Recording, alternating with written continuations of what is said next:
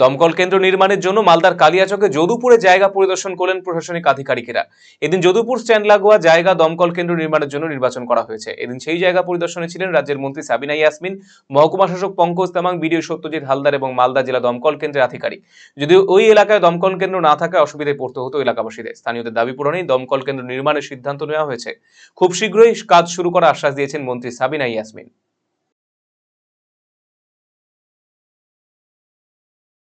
আজকে আমরা এখানে সুজাপুর বিধানসভার অন্তর্গত যদুপুর অঞ্চলে আমরা এসেছি। সবাই আছেন, আমাদের পুরো টিম আছে। আমাদের এখানে একটা আমাদের ফায়ার স্টেশনের জন্য আমরা জায়গা খুঁজছি। অলরেডি আমাদের পছন্দ হয়েছে।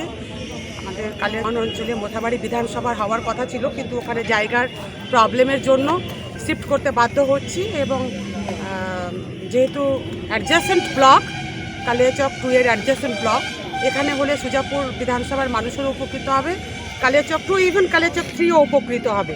3টে ব্লকের মানুষই উপকৃত হবে। জায়গাটা খুব সুইটেবল এবং আমাদের সকলের পছন্দ হয়েছে। এই জায়গাটার উপর বেশ করে আমরা সরকারের কাছে প্রপোজাল পাঠাবো এবং ইমিডিয়েট আশা করছি যে পেয়েও যাব।